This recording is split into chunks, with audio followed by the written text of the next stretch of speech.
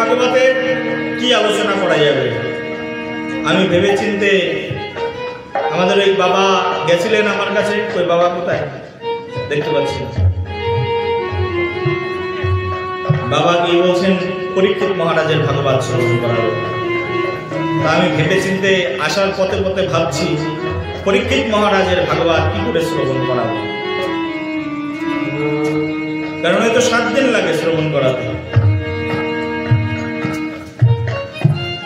তারপরে আমি ভেবে দেখলাম ভাগবতের একটা প্রসঙ্গ আছে, যে প্রসঙ্গটা 4 দিন লাগে, কিন্তু আমরা 3 দিনে শ্রবণ করবো। প্রেম সে বলো, প্রেম সে বলো। ভাগবতের আমাদের এই যে ভাগবত, এই ভাগবত মহাপুরাণ বলা হচ্ছে, সকল পুরাণের মধ্যে শ্রেষ্ঠ পুরাণের নাম হচ্ছে ভাগবত মহাপুরাণ। এই ভাগবত মহাপুরাণের মধ্যে রয়েছে 18,000 শ্লোক। কত শ্লোক বললাম? বলো, 18,000 শ্লোক। 18,000 শ্লোক 3 দিনে সম্ভব বলা? হ্যাঁ, এত সহজ? 18,000 শ্লোক ভাগবতের। এই 18,000 শ্লোকের ব্যাখ্যায় তো বিশাল বিশাল, এক একটি অধ্যায়ে স্পর্শ করাটাই কঠিন, 7 দিন হলেও কঠিন। তাও একটা ক্রম থাকে, তার একটা ভূষণ আভূষণ থাকে, বলা যায়। এই ভাগবত ব্যাসদেব গোস্বামী পাদ কৃত, মহামুনি ব্যাসকৃত এই ভাগবত মহাপুরাণ। এই ভাগবত মহাপুরাণটাকে বলা হচ্ছে সংবাদ প্রধান। 4টে সংবাদের মধ্যে পুরো ভাগবত শেষ হয়েছে। ভালো করে বুঝবে মায়েরা, বাবারা, আমাদের এই ভাগবতের মধ্যে রয়েছে 4টে সংবাদ। 4টি সংবাদে পুরো ভাগবত সমাপ্ত হয়েছে। সেই জন্য ভাগবতের আরেকটি নাম হচ্ছে সংবাদ। আমাদের যেমন রামায়ণ আছে না, রামায়ণ, আজকে প্রভু রামচন্দ্রের আবির্ভাব, রামায়ণ। রাম শব্দের অর্থ রাম রমন্তি রামঃ,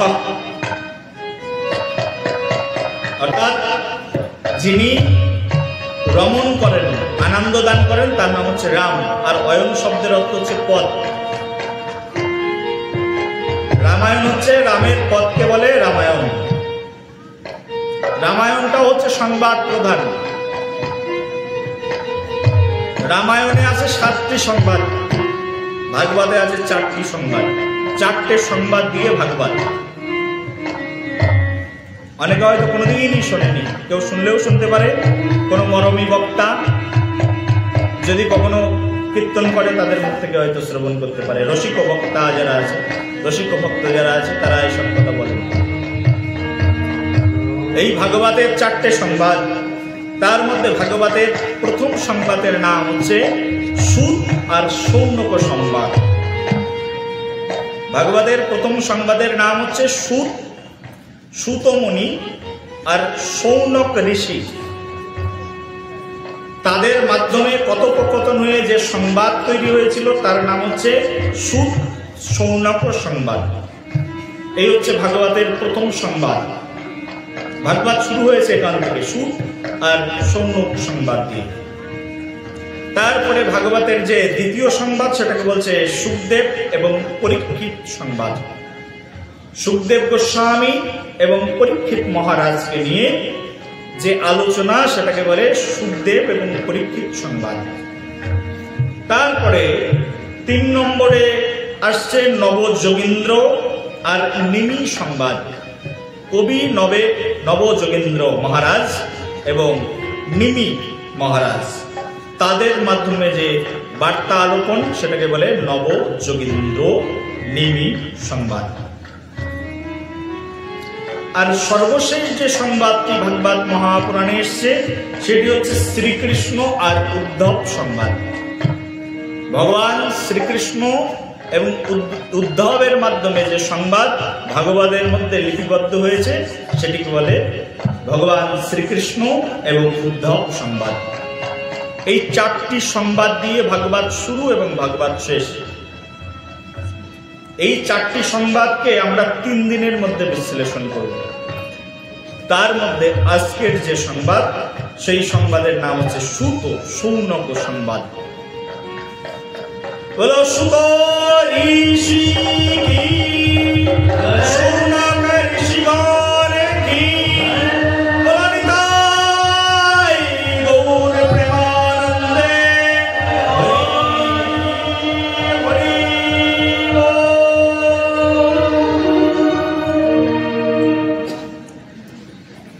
এই সুত ঋষি বলে এক ঋষি ছিলেন। ভাগবতের প্রথম স্কন্ধের কথা। ভাগবতের 12টা স্কন্ধ রয়েছে, তার মধ্যে ভাগবতের প্রথম স্কন্ধ। এই ভাগবতের প্রথম স্কন্ধে এই সুত গোস্বামীর উল্লেখ পাওয়া যায়। লোমহর্ষণ মুনি বলে একজন মুনি ছিলেন। এই লোমহর্ষণ মুনি, লোমহর্ষণ পুত্র নাম হচ্ছে সুত শ্রী উগ্রশ্রবা, উগ্রশ্রবা সুত। লোমহর্ষণ মুনির পুত্র সুত মুনি, সংক্ষেপে সবাই সুত মুনি বলে ডাকেন, সুত ঋষি। কলিযুগ, কি যুগ বাবা? কলিযুগ। দাপর যুগ শেষ হয়েছে, কলিযুগ চলছে। কলিযুগী যুগের প্রারম্ভ ভাগে, কলির প্রারম্ভ ভাগে সব মুনি ঋষিরা তখন কিন্তু জীবিত ছিলেন। তার মানে দাপর যুগ শেষ হয়ে গেছে, কলিযুগ শুরু হয়েছে। কিন্তু কলিযুগ শুরু হলেও মুনি ঋষিরা সবাই রয়েছেন ভারত ভূখণ্ডের মধ্যে, এই ভারত ভূমিতে। সেই মুনি ঋষিরা ভাবলেন যে কলিযুগ আসবে, আর কলিযুগ আসলে আমরা কি করে থাকবো? কারণ কলিযুগের মতো খারাপ যুগ তো পৃথিবীতে আর কিছু নেই। কলিযুগের মতো খারাপ যুগ আছে না? পৃথিবীর সবচেয়ে খারাপ যুগ হচ্ছে কলিযুগ। আমাদের যুগকে 4 ভাগে ভাগ করা হয়েছে। তার মধ্যে যেটি প্রথম যুগ, সেই প্রথম যুগের নাম হচ্ছে সত্যযুগ। দ্বিতীয় যুগ ত্রেতা, তারপরের যুগ দাপর, এই লাস্ট যুগ যে যুগে আমরা আছি তার নাম হচ্ছে কলিযুগ। কলিযুগে মানুষ মিথ্যা প্রবঞ্চনা, রাহাজানি, লুটতারাজ ইত্যাদি নিয়েই ব্যস্ত থাকে। সেই কলিযুগে আমরা রয়েছি। তো এই কলিযুগের মধ্যে বলা হচ্ছে কলিযুগের মতো নিকৃষ্ট যুগ নেই। এই যুগে কেউ কাউকে মানবে না। কলিযুগে পিতার সম্মান থাকবে না, পুত্রের স্নেহের পরিমাণ বেড়ে যাবে। বুঝতে পারলে? পুত্রের স্নেহ বেড়ে যাবে কিন্তু পিতার সম্মান থাকবে না। কলিযুগ হবে এরকম। কলিযুগে পদে পদে বিপদ। আর এই কলিযুগের ভাবনা ভেবে এই ঋষিগণ, দাপর যুগের ঋষিগণ 10,000 বছর ধরে যজ্ঞ শুরু করেছিলেন। সেই যজ্ঞ, কলিযুগ চলে এসেছে, তাও সেই যজ্ঞ শেষ হয়নি। তার মানে দাপর যুগে শুরু করেছিলেন, সেই যজ্ঞ চলছে 10,000 বছরের যজ্ঞ। কলিযুগের ভয়াবহতার কথা চিন্তা করেই তারা নৈমিষ অরণ্যে বসে এই যজ্ঞের আয়োজন করেছিলেন। এখানে কেউ আছে নৈমিষারণ্যে গেছে? কেউ আছে? না, কেউ যায়নি। একবার যাবেন আমার সঙ্গে, আমি যাই মাঝে মাঝে। প্রেম সে বলো, বলো সবে। নৈমিষারণ্যে এই যজ্ঞের আয়োজন করা হয়েছে। আর যজ্ঞের কারণ কি? যজ্ঞের কারণ হচ্ছে কলিযুগের ভয়াবহতা। কলিযুগ এইরকম, দেখো কলিযুগের ভয়াবহতা সম্পর্কে শাস্ত্রে বর্ণনা করা আছে। একবার দাপর যুগে বসে বসে কলিযুগের বর্ণনা ভগবান শ্রীকৃষ্ণ নিজের মুখ দিয়ে করেছেন। দাপর যুগে বসে, ভগবান শ্রীকৃষ্ণ তখন পৃথিবীতে দাপর যুগে, ভগবান শ্রীকৃষ্ণ দাপর যুগে এসে 125 বছর থাকেন। 125 বছরের মধ্যে 12 বছর বৃন্দাবনে, আর 12 বছর হচ্ছে মথুরায়, 13 বছর মথুরায় টোটাল, আর 100 বছর হচ্ছে দ্বারকায় ভগবান শ্রীকৃষ্ণ কাটান।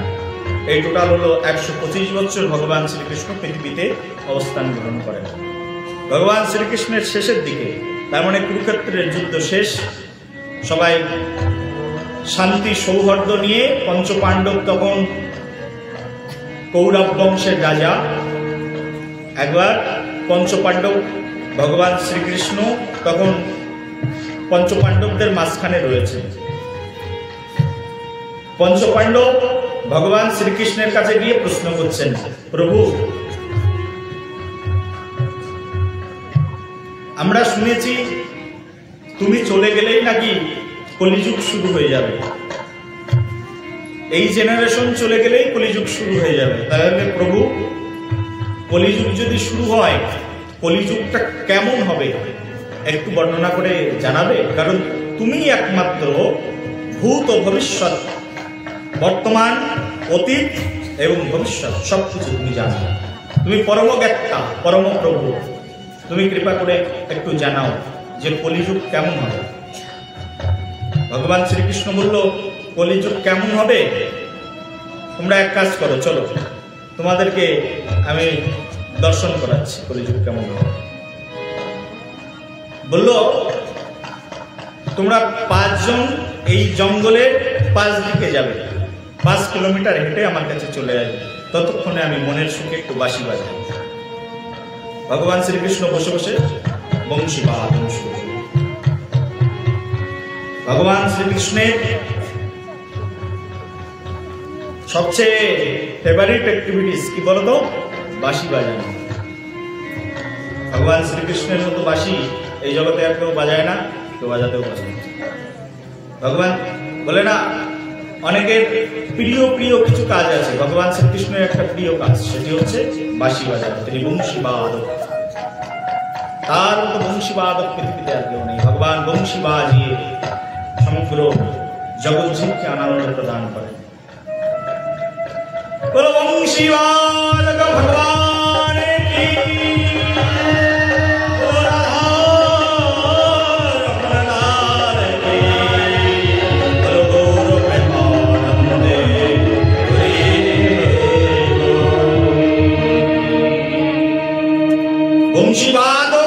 বংশী বাদন ভগবানের সবাই মিলে একবার জয় কীর্তন করে হাতে তালি দিয়ে বলো, জয় গোবিন্দ জয় গোপাল কেশব মাধব দীন দয়াল, জয় গোবিন্দ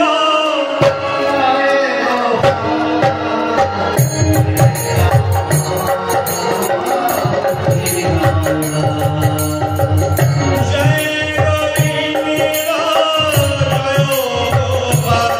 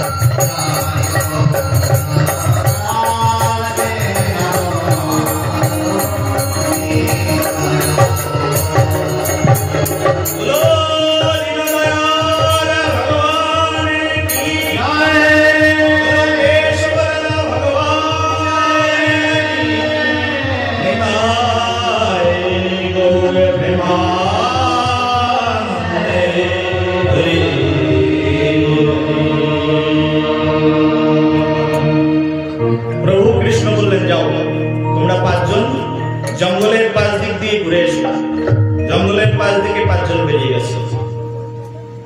প্রথমে যুধিষ্ঠির মহারাজ বেরিয়ে গেছেন। যুধিষ্ঠির মহারাজ বেরিয়ে 5 কিলোমিটার ঘুরে চলে এসেছেন। এসে ভগবান শ্রীকৃষ্ণকে বলছেন, প্রভু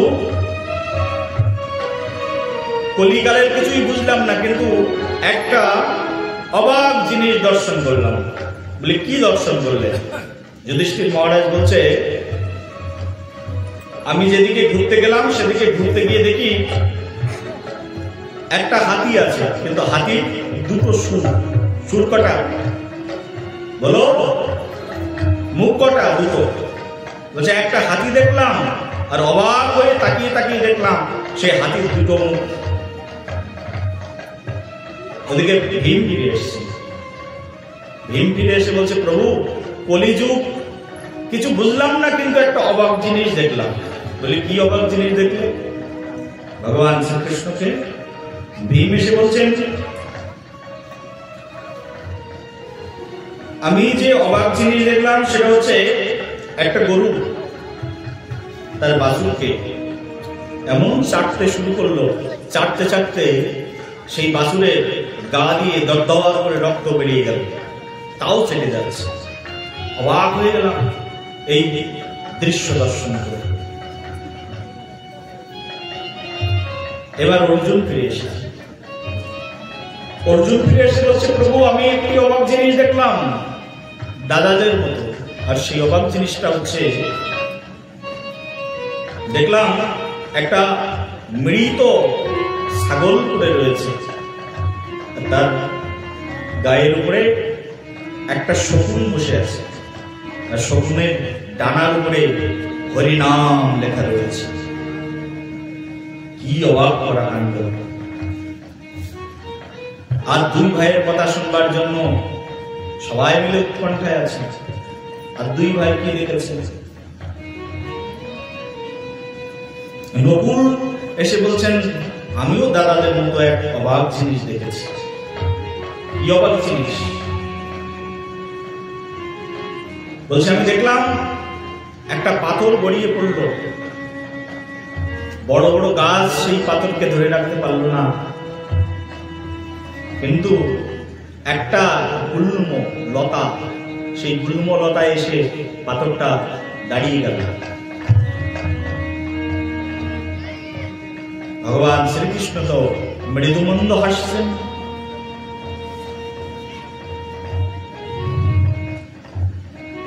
সহদেব এসেছেন। সহদেব এসে বলছেন, প্রভু আমিও একটা অবাক জিনিস দেখলাম বিশাল বড় একটা কুয়া। এত বড় কুয়া আমি দেখিনি, এত বড় জলাশয়, কিন্তু তাতে বিন্দু পরিমাণে জল নেই। অবাক! এর কারণ ভগবান শ্রীকৃষ্ণ এবার বললেন, তোমাদের 5 জনের নরক দর্শন হয়ে গেছে। প্রভু কেমন করে নরক দর্শন হলো? বলছে, তোমাদের 5 জনের কলি দর্শন হয়ে গেছে। বলি, কলিও দর্শন হয়ে গেল? বলছে, এটাই নরক, এটাই কলি। এর ভিতরে কলির সম্পর্ক কি? ভগবান শ্রীকৃষ্ণ এবার ব্যাখ্যা করে নিজের মুখ দিয়ে শ্রবণ করায়। যুধিষ্ঠির মহারাজ বললেন, যুধিষ্ঠির তুমি ওই যে দেখলে যে একটা হাতি, হাতির সুর কটা? বলছে, হাতির 2টো সুর। ভগবান বললেন, দেখো কলিযুগের মানুষ এতটাই ভয়াবহ হবে, তাদের মুখ একটা থাকবে কিন্তু স্বভাব থাকবে 2 রকম। এখন এটা বলবে, তখন সেটা। এক মুখে 2 রকমের কথা বলবে কলিযুগের মানুষ, তাদের বচন ঠিক হবে না। যুধিষ্ঠির এক সত্য বচনে নিজেকে অধিষ্ঠিত করে রেখেছে। জীবনে কখনো মিথ্যে কথা বলবে না, বলেননি বলেই নরকে গেছিলেন একবারের জন্য।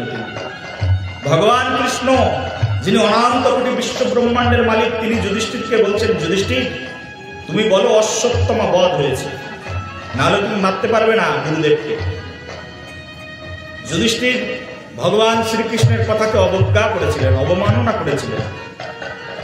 যুধিষ্ঠির বলে দিলেন অশ্বত্থমা বধ ইতি গজ, বলছেন অশ্বত্থমা বধ হয়েছে কিন্তু ইতি গজ, এটা একটু আস্তে করে বলেছে কিন্তু সত্যি কথাই বলেছে। এই কারণেই তার একবার নরক দর্শন হয়েছিল, কৃষ্ণকে অবজ্ঞা করবার জন্য, অবমান না করবার জন্য। সত্যনিষ্ঠ, দৃঢ় সত্যনিষ্ঠ। তারপরে বিশ্বদেব প্রতিজ্ঞা করেছিলেন কোনোদিন বিয়ে করবেন না, বিয়ে করেননি, পিতার প্রতি বচন। ভগবান রামচন্দ্র পিতৃসত্য পালনের জন্য সব ছেড়ে দিয়ে বলে চলে গেলেন। বচননিষ্ঠ কেমন? এখন রাজগদি লাভ করবার জন্য মানুষ কি করছে? একজন আরেকজনের জীবন নিয়ে নিতে পর্যন্ত কুণ্ঠাবোধ করছে না। রাজগদি ছেড়ে দিয়ে ভগবান রামচন্দ্র চলে গেলেন পিতার পিতৃসত্য পালন, তার জন্য ভগবান রামচন্দ্র চলে গেলেন। আজকে সেই প্রভু মর্যাদা পুরুষোত্তম ভগবানের শুভ শুভ আবির্ভাব। বলো রামচন্দ্র ভগবান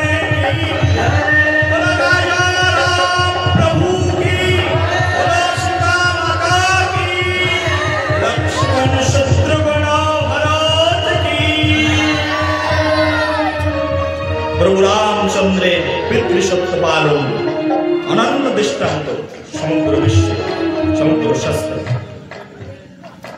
ভগবান শ্রীকৃষ্ণ বর্ণনা করছেন, শোনো কলিযুগের মানুষ এতটাই খারাপ হবে, এক মুখে দুই কথা বলবে। সকালবেলায় বলবে আমার টাকাটা দাও, আমি কাল সকাল না হতে তোমার টাকাটা দিয়ে দেবো, বলে তোমার কাছ থেকে ভালো মুখ দিয়ে সুন্দর করে বুঝিয়ে দুঃখের কথা বর্ণনা করে তোমার কাছ থেকে ধান নিয়ে সন্ধ্যাবেলায় বলবে কই কালকে তো তোমার সঙ্গে দেখাই হয়নি, সকালে তোমার সঙ্গে দেখাই হয়নি, কিছুই নিইনি তোমার কাছ থেকে। এখনই বলবে অমুক সাধু খুব ভালো মানুষ, ওনার মতো মানুষ হয় না, পিছনে গিয়ে বলবে অমুক সাধুর মতো বদমাইশও হয় না। প্রেম সে বলো, বলো প্রেম সে বলো, রাধে রাধে। কলিযুগের মানুষের এরকম মুখ একটা থাকলে কি হবে? ওই যে হাতির যেমন দুটো সুর, বলছে কলিযুগের মানুষের স্বভাব হবে এরকম। যুধিষ্ঠির মহারাজকে বুঝিয়ে দিলেন। দ্বিতীয় প্রশ্ন অর্জুন, এই দ্বিতীয় প্রশ্ন ভীম এসে বলছেন প্রভু দেখলাম একটা গরু তার নিজের বাছুরকে এত চাটছে যে রক্ত বেরিয়ে গেল। ভগবান শ্রীকৃষ্ণ বলল কলিযুগের অবস্থা এরকম হবে, কলিযুগের বাবা মা তার সন্তানদেরকে এইরকম আদর দেবে, এরকম স্নেহ দেবে, এরকম যত্ন করবে। মা আমার মোবাইল চাই, 5 বছরের বাচ্চা মোবাইল সম্পর্কে কি জানে? মোবাইল না দিলে আমি খাবো না, এত স্নেহ, মোবাইলটা হাতে দিয়ে দিল, সারাদিন মোবাইল নিয়ে পড়ে থাকে, বাথরুমে যায় দাও মোবাইলটা সামনে করে দিয়ে যায়। আছে না নেই এরকম? হ্যাঁ আছে, তোমাদের ঘরে আছে। হ্যাঁ, এত স্নেহ দেবে কলিযুগের মানুষ তার সন্তানদেরকে, সেই স্নেহের কারণে রক্ত বেরিয়ে যাবে। অন্ধ স্নেহ, সন্তান মদ খাবে তাও বাবা বলবে খা, সমস্যা নেই, কিন্তু তুই তো আমার একটাই ছেলে। সন্তান খারাপ পথে যাবে, খারাপ কর্ম করবে, কুকর্ম করবে, তাও সন্তানকে ভালোবাসা দিয়ে যাবে, শাসন করবে না। কলিযুগের মানুষ এইরকম খারাপ হবে বলছেন। তখন ভগবান শ্রীকৃষ্ণ বললেন কলিযুগের এই হচ্ছে দ্বিতীয় বর্ণনা। স্নেহ দিতে দিতে রক্ত বেরিয়ে যাবে, ধ্বংস হয়ে যাবে ছেলে, তাও স্নেহ দেওয়া ছাড়বে না, ছেলে মেয়ে তাদেরকে। কলিযুগের স্বভাব। পিতাকে সম্মান করবে না, তাও উল্টে স্নেহ দিয়ে দেবে। শাসন করলে হয়, শাসনটাই থাকবে না কলিযুগে। 3 নম্বরে অর্জুন এসে বলছেন, অর্জুনের প্রশ্নের উত্তর ভগবান বললেন তুমি ওই যে দেখেছো একটা ছাগলের গায়ের উপরে একটা শকুন বসে আছে, তার ডানায় লেখা আছে কি? রাম নাম। যে কলিযুগের সাধুরা হবে এরকম পাষণ্ডী, মন থাকবে শকুনের মতো, মাংস খাবে, মাছ খাবে, চা খাবে, পান খাবে, মদ খাবে, সবকিছু খাবে, আবার ওদিকে কীর্তন করে বেড়াবে। প্রেম সে বলো, কলিযুগের সাধু হবে ভণ্ড। কেঁদে কেঁদে নামের আসরে চোখ দিয়ে এত জল বের করবে, এক ভাঁড় জল হয়ে যাবে, এক কলসি জল হয়ে যাবে, ওদিকে মদ খেয়ে কীর্তন করতে উঠে যাবে। কীর্তন শেষ, মাছের মাথাটা আগে চায়। পাটার মাংস না হলে কীর্তনই করতে আসবে না। শেষের একদিন পাটার মাংস চাই চায়, ছাগলের মাংস চাই চায়। কলিযুগের মানুষ ভগবানকে নিয়ে, ধর্মকে নিয়ে ব্যবসা করবে, কলিযুগের সাধু হবে এরকম খারাপ। অর্জুন তো ভক্ত, খুব কষ্ট পেয়ে গেলেন। আরে মানুষ বিশ্বাস করে সাধুর কাছে যাবে, সাধুরাও এরকম সব প্রবঞ্চক। ভগবান বলল কলিযুগের সাধু এরকম হবে, বিশুদ্ধ সাধু কম থাকবে, থাকবে না এমনটি নয়, থাকবে কম, থাকবে কম পাওয়া যাবে। সাধুদের স্বভাব চরিত্র এরকম খারাপ হবে।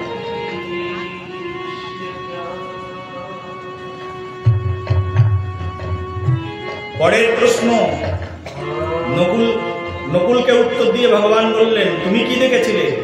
একটা গাছ থেকে একটা পাথর, এক পর্বত শৃঙ্গ থেকে একটা পাথর গড়িয়ে পড়ছে। কোনো বড় বড় বৃক্ষ তাকে ধরে রাখতে পারলো না, তাই না? কিন্তু ধরে রাখলো কি? একটা গুরু, একটা লতা। এর কারণ কলিযুগে মানুষ বিশাল পাপ করবে, অজস্র পাপ করবে, পাপের শেষ নেই। সকাল থেকে ঘুমাতে যাওয়ার অন্তিম মুহূর্ত পর্যন্ত মানুষ পাপ করেই যাবে, করেই যাবে, করেই যাবে, পাপের অন্ত নেই। কিন্তু মানুষের মুক্তির পথ একেবারে সহজে হয়ে যাবে। বলি সহজে কিভাবে? বলছে কলিযুগের মানুষের মুক্তি হবে বেদ মন্ত্র উচ্চারণ করলে কাজ হবে না।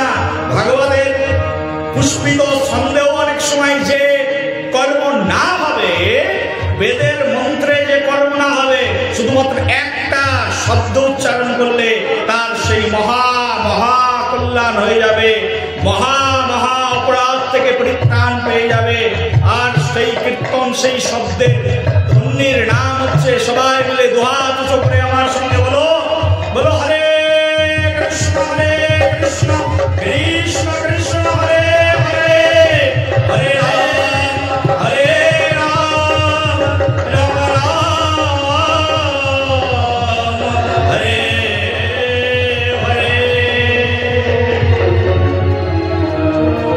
কলিযুগের মানুষ যদি শুধু এই হরে কৃষ্ণ মহামন্ত্র কীর্তন করে, এই 16 নাম 32 অক্ষর, যে মহা মহা পাপ করেছে, কত পাপ করেছে ঠিক নেই, কিন্তু এই শব্দ উচ্চারণ করলে সে সব পাপ থেকে মুক্ত হয়ে যাবে।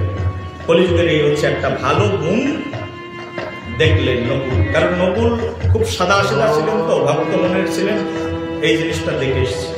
ভগবান শ্রীকৃষ্ণ তাকে বর্ণনা করেছেন। সহদেব বলছেন, প্রভু আমি একটা জিনিস দেখলাম, সেটা হচ্ছে একটা বিশাল বড় জলাশয়, কোনো জলই নেই। ভগবান বলছেন কলিযুগে মানুষের বাড়ি হবে বিশাল বড় বড় অট্টালিকা, এত বড় বড় বাড়ি বানাবেন। বলে বাথরুমটা এমন হবে যে বাথরুমের মধ্যে 10 জন মানুষ ঘুমিয়ে যেতে পারবে, এত বড় বাথরুম বানাবে। কিন্তু কলিযুগের মানুষের ঘরে ভগবানের একটা ছবি পর্যন্ত থাকবে না, ভগবানের জন্য জায়গা হবে না।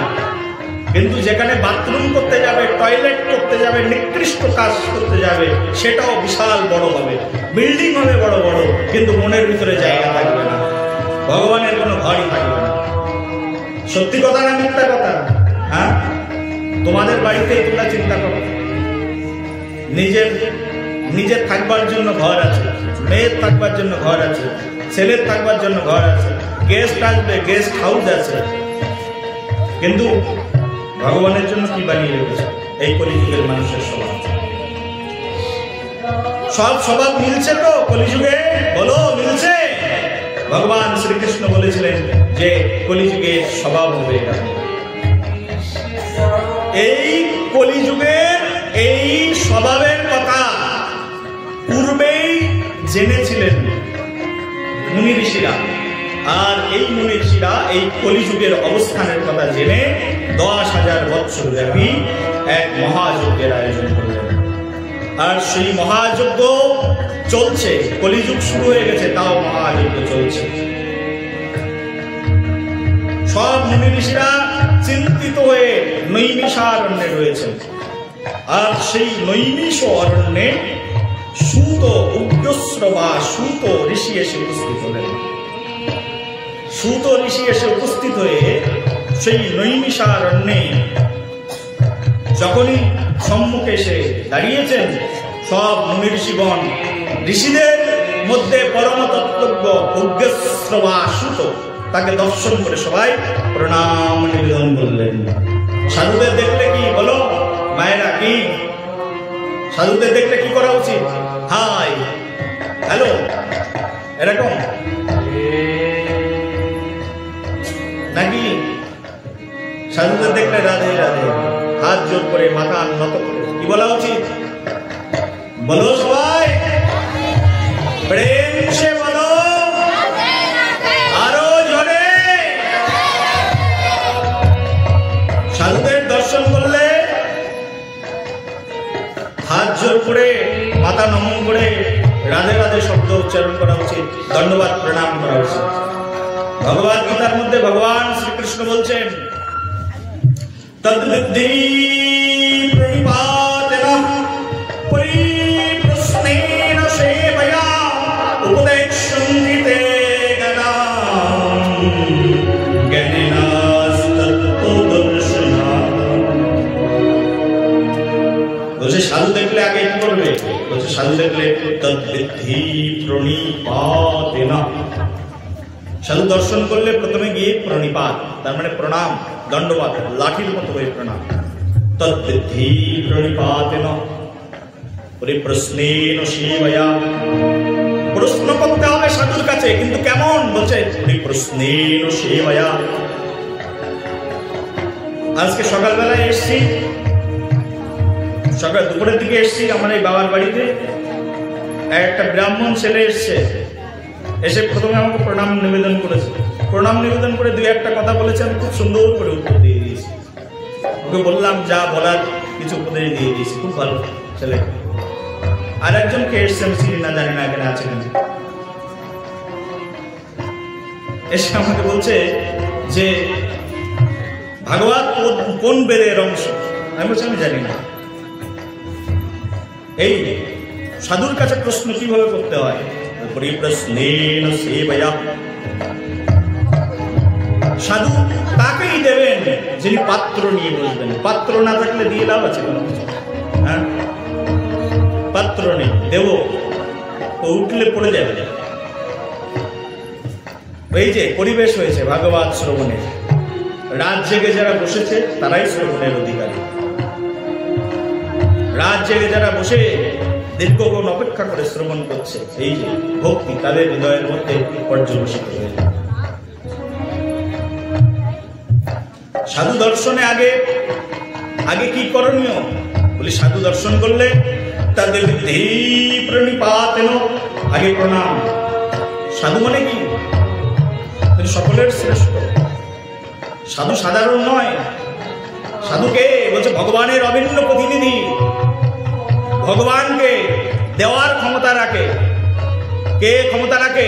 ওই যে গান আছে না, বলি কৃষ্ণ সে তোমার, কৃষ্ণ দিতে পারো। বলো কৃষ্ণ সে তোমার,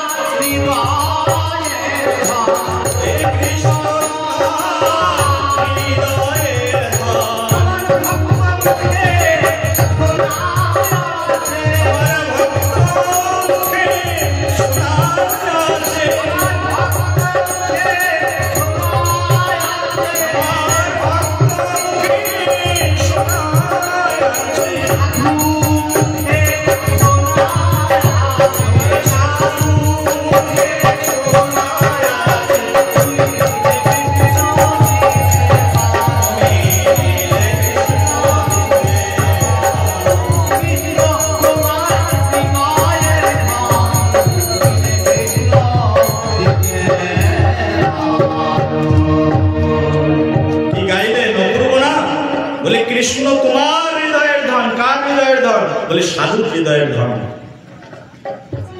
দিলে কৃষ্ণ তুমিই দিতে পারো, কৃষ্ণ এই জগতে আর কেউ দিতে পারে না।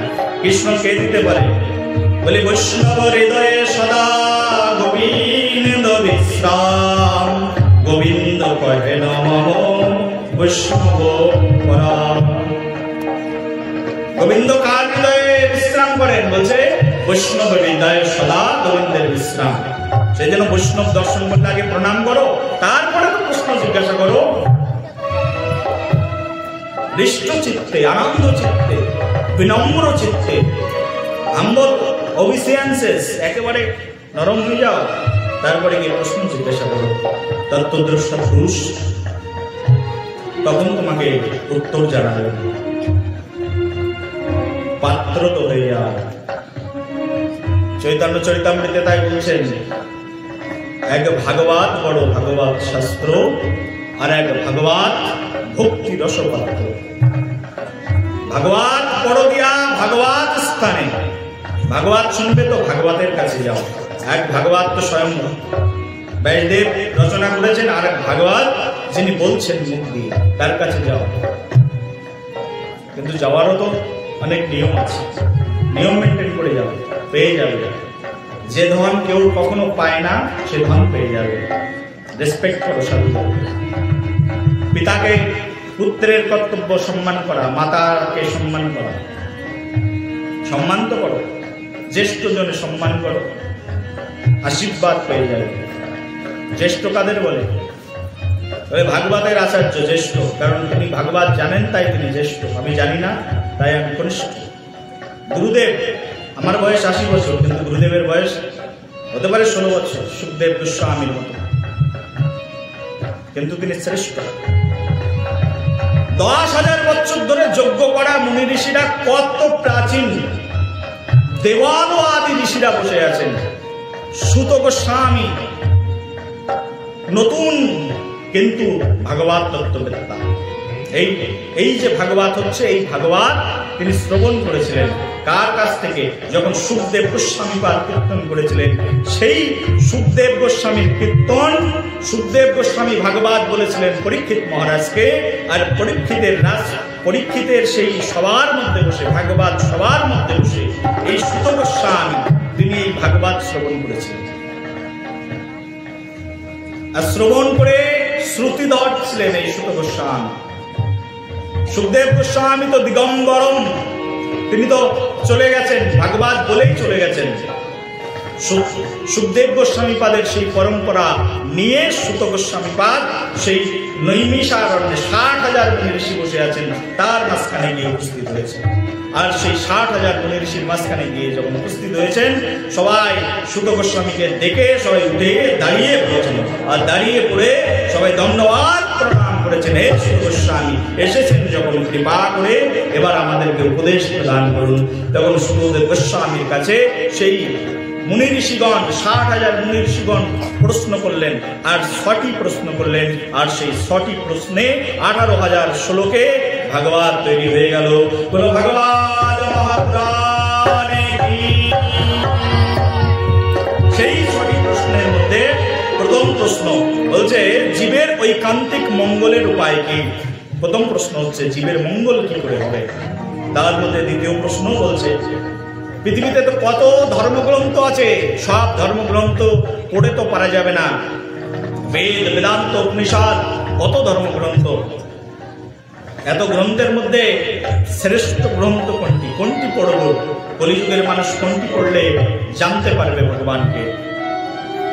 এই হচ্ছে দ্বিতীয় প্রশ্ন। তৃতীয় প্রশ্ন, ভগবান শ্রীকৃষ্ণ দেবকী গর্ভে কেন জন্মগ্রহণ করলেন? এত গর্ব তো ছিল, দেবকীর গর্ভেই কেন আসতে হলেন? পিছনে কারণ কি? চতুর্থ প্রশ্ন বলছে ভগবান শ্রীকৃষ্ণ পৃথিবীতে এসে কি কি লীলা করেছিলেন, সেই লীলাগুলো শ্রবণ করতে চাই। দশম স্কন্ধে সেই সব কথা বর্ণনা করেছেন সুখদেব গোস্বামী পাদ, ব্যাসদেব গোস্বামী পাদ লিখেছেন, সুত গোস্বামী পাদ বর্ণনা করেছেন সেই নৈমিষারণ্যে 60,000 মুনি ঋষিকে। তার মধ্যে 5 নম্বর প্রশ্ন, কোন কোন অবতারে তিনি কি কি লীলা করেছিলেন? ভগবানের তো অনেক অবতার, বলছে ভগবানের 6টি অবতার তত্ত্ব। তার মধ্যে ভগবানের 10 লীলা অবতার আছে, যেমন কুর্ম, বরাহ, মৎস্য, নরসিংহ, বলে এত এত ভগবানের অবতার লীলা, কোন লীলায় ভগবান কি করেছিলেন শোনান। সেই সব কথা ভাগবতের মধ্যে বর্ণিত হয়েছে। তার মধ্যে 6 নম্বর শেষ প্রশ্ন, ভগবান শ্রীকৃষ্ণ যদি অপ্রকাট হয়ে যাবেন, ভগবান শ্রীকৃষ্ণ তো চলে যাবেন, ভগবান শ্রীকৃষ্ণ চলে গেলে ধর্ম কোথায় গেল, ধর্ম কার আশ্রয়ে চলে গেল? এই 6টি প্রশ্ন সেই 60,000 মুনি ঋষিদের পক্ষ থেকে করা হয়েছিল। আর সুত গোস্বামী পাদ সেখানে বসে বসে সেই 6টি প্রশ্নের উত্তর প্রদান করেছিল। এই হয়ে গেল ভাগবত। তার মধ্যে ভাগবত মহাপুরাণে ভাগবতের প্রথম স্কন্ধের প্রথম অধ্যায়ের 9 নম্বর শ্লোকের মধ্যে শুধু এই ভাগবত মহাপুরাণের মধ্যে বলছেন, তত্র তত্র যশয়স্মান ভবতা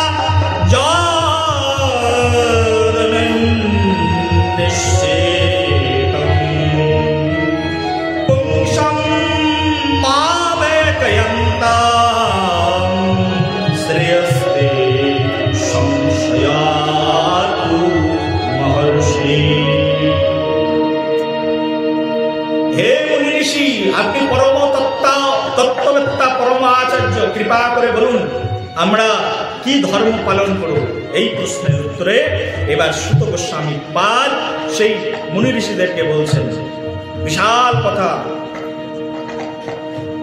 মুনি ঋষিদেরকে তখন তিনি বলছেন, সবৈ পুংসম পর ধর্ম যত ভক্তি হৃদক্ষজে অহৈ দুঃখ অপ্রতিহতা জয়ত্মাসু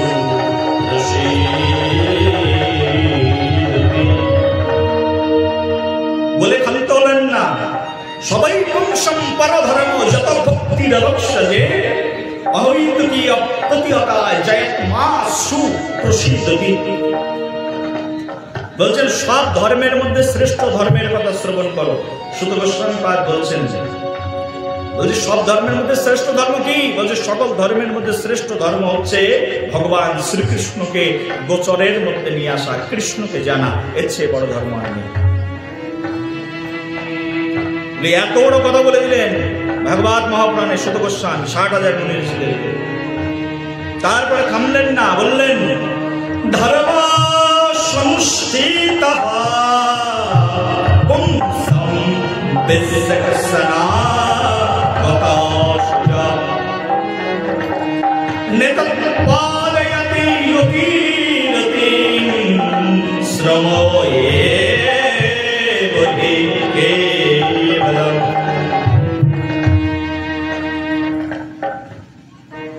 ভগবান ভক্তি বলছে এই জগতে একমাত্র শ্রেষ্ঠ পথ। এই যে শ্লোক বললাম, এই শ্লোকের অর্থ বলছে ভগবান ভক্তি, ভগবানকে ভক্তি হচ্ছে একমাত্র শ্রেষ্ঠ পথ। আর যদি কোনো মানুষের ভগবান শ্রীকৃষ্ণের কথা শ্রবণ করতে ভালো না লাগে, একদম সহজ বাংলায় বলছে কৃষ্ণের কথা শ্রবণ করতে যদি ভালো না লাগে, বলছে শ্রময়ে বহি কেবলম, তার সব শ্রম ব্যর্থ হয়ে যাবে। কৃষ্ণ কথা শ্রবণ করতে যদি ভালো না লাগে, বলছে তোমার সব তপস্যা ব্যর্থ। এই যারা বসে বসে শ্রবণ করছেন না রাত জেগে, এটা হচ্ছে তপস্যা। বলে কি তপস্যা করেছি? সারা বছর ধরে তপস্যা করি নাকি? হ্যাঁ, এক রাত না হয় জাগলাম ভাগবত কথা শ্রবণের জন্য। এই ভাগবত কথা শ্রবণ করতে বসেছি, পা লেগে যাচ্ছে, কোমর লেগে যাচ্ছে, কত কষ্টের মধ্যে আছে। এই যে এটাই হচ্ছে তপস্যা, ভাগবত শ্রবণ করছি। 3 ঘন্টা বসে সিনেমা তো দেখে আসি, সিনেমা হলে তার পরিণাম নরক যন্ত্রণা। 3 ঘন্টা বসে ভাগবত শ্রবণ করছি, এর পরিণাম ভাগবত ধাম, পরম সুখ, পরম আনন্দ, আনন্দময় লোক, সেখানে পরম সুখে থাকবে। এইটুকু শ্রবণের জন্য, এটাই হচ্ছে তপস্যা। সুত গোস্বামী পাদ বর্ণনা করছেন যদি কেউ ভাগবত শ্রবণ না করে, বলছে তার সব শ্রম ব্যর্থ। যা কিছু করছে, ভাগবত শ্রবণে যদি রুচি না থাকে, যদি শোনে, রুচি মানে কি? শুনলো যে ওই 30 কিলোমিটার দূরে ভাগবত কথা কীর্তন হবে, সাইকেল চালিয়ে চলে যাবে ভাগবত শুনতে 30 কিলোমিটার দূরে, না হলে পায়ে হেঁটে চলে যাবে। এই হচ্ছে শ্রবণ উৎকণ্ঠা, আসক্তি, শ্রবণের প্রতি রুচি, ভালোবাসা ভাগবত শ্রবণের, তাহলেই না ভক্তি আসবে। যদিও নিজের কথা বলা ঠিক নয় ভাগবত আসরের মধ্যে বসে, তাও আমি বলছি আপনাদের শিক্ষার জন্য। যখন আমি ছোট ছিলাম না, অনেক হয়তো বা পূর্বজন্মের কোনো সংস্কার ছিল, আমাদের আচার্যপাদ বিল্লমঙ্গল দা পাঠ করতেন। আমি তখন স্টুডেন্ট লাইফে ক্লাস 10-এ পড়ি, 9-10 পড়ি, সাইকেল চালিয়ে চলে যেতাম 10 কিলোমিটার 20 কিলোমিটার। 2-3 জন ফ্রেন্ড ছিল, সহপাঠী আর কি। ফ্রেন্ড বলতে আমার বয়সী নয়, তারা আমার চেয়ে বয়স বেশি, কিন্তু ভাগবতের প্রতি রুচি ছিল, ভালোবাসা ছিল, ভাগবত শুনতে যেতে হবে। ছাত্র জীবনে সাইকেল চালিয়ে যেতাম, ক্লাস 10-এ পড়েছি যখন সাইকেল চালিয়ে স্কুলে যেতাম, কলেজেও গেছি সাইকেল চালিয়ে ভাগবত পাঠ শুনতে চলে যেতাম 10 কিলোমিটার 20 কিলোমিটার। সেই যে ভাগবত শ্রবণ করেছি, আজ ভাগবত কৃপা করে ভাগবত আসরে বসিয়ে দিয়েছেন আমাকে। বলো রাধে রাধে। এই হচ্ছে ভাগবতের কৃপা। তার কাছে গেলে কেউ খালি হাতে কোনোদিন ফিরে আসে না। ভগবানের কাছে গেলে ভগবানকে তুমি কিছু দেবে, ভগবান তোমাকে খালি হাতে ফিরিয়ে দেবেন না। আজকে তুমি ভাগবতের আচার্য করে বসিয়ে দিয়েছে, অন্যকে শ্রবণ করানোর সুযোগ করে দিয়েছে। প্রেম সে বলো আরো জোরে, আরো জোরে বলো রাধা রানী কি, বলো শ্যামে সুন্দর কানাইয়া লাল কি, নিতাই গৌর প্রেমানন্দে হরি বল। এইভাবে সুত গোস্বামী পাদ এই ছোট ছোট প্রশ্নের উত্তর দিয়েছেন। এই হচ্ছে ভাগবত। রাত অধিক হচ্ছে, আমরা আলোচনার প্রসঙ্গ দীর্ঘায়িত করবো না, ঠিক আছে? আগামীকাল আসবো। এই প্রসঙ্গ শেষ করতে গেলে এখনো 2 ঘন্টা লাগবে, আরো অনেক শ্লোক আছে। সুত গোস্বামী পাদ সংবাদ, সুত গোস্বামী পাদ সৌনক ঋষিদেরকে যে সংবাদ দিয়েছে। আর একটা শ্লোক বলি আপনাদেরকে, অভূতপূর্ব। সুত গোস্বামী পাদ সৌনক ঋষিদেরকে বলছেন, ভাগবত মহাপুরাণের এটি হচ্ছে প্রথম স্কন্ধের 2য় অধ্যায়ের 17 নম্বর শ্লোক। সুত গোস্বামী পাদ বলছেন সৌনক ঋষিদের, শ্রীনতাম সকথা কৃষ্ণ পুনঃ শ্রবণ কীর্তনা হৃদয়ন্তস্তয় ভদ্রাণি বিধুমতি সুরিত শতাম। এই শ্লোকের অর্থ বলছে, ভগবানের কথা হচ্ছে পরম পবিত্র, তা সেই ভগবানের গুণ লীলা যদি কেউ শ্রবণ করে, বলছে সেই শ্রবণকারী ভক্তের হৃদয়স্থ হয়ে ভগবান তার মনের মধ্যে বসে যায়, হৃদয়ের মধ্যে বসে যায় যদি কেউ শ্রবণ করে কৃষ্ণ কথা। এই যে বসেছি না, যারা যারা বসেছেন শ্রবণ করতে, বলছে কেউ যদি শ্রবণ করে মন দিয়ে, ভগবান তাদের হৃদয়ের মধ্যে বসে যায়, হৃদয়ের মধ্যে বসে গিয়ে তার মনের সকল বাসনা পূর্ণ করে দেয়। বলো রাধে রাধে, প্রেম সে বলো।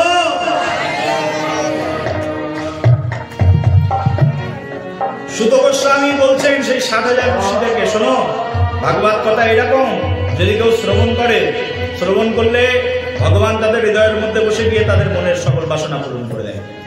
ভাগবত কথা শ্রবণ করলে তার ঐশ্বর্য বৃদ্ধি পেয়ে যায়, ধনহীনের ধন বাড়ে, পুত্রহীনের পুত্র হয়, দুঃখী মানুষ দুঃখ দূর হয়ে যায়, সুখের হদিশ পেয়ে যায়। ভাগবত কথার এরকম গুণ, শ্রদ্ধা নিয়ে ভক্তি নিয়ে বসো, শ্রবণ করো।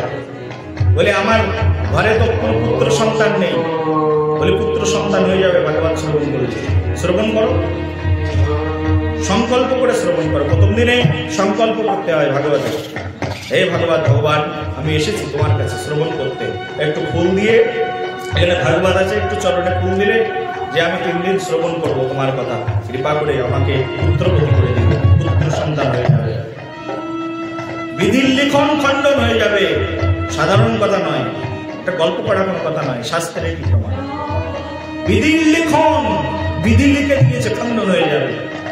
বিধাতা স্বয়ং ভাগ্য বিধাতা লিখে দিয়েছে তোমার এই জন্মে পুত্র সন্তান হবে না। ভাগবত শ্রবণ করো, ভগবান কৃপা করে পুত্র সন্তান দিয়ে দেবে। তোমার অকালে মৃত্যু ছিল, অকাল মৃত্যু রোধ হয়ে যাবে ভাগবত শ্রবণ করো। বলো সবে রাধে রাধে।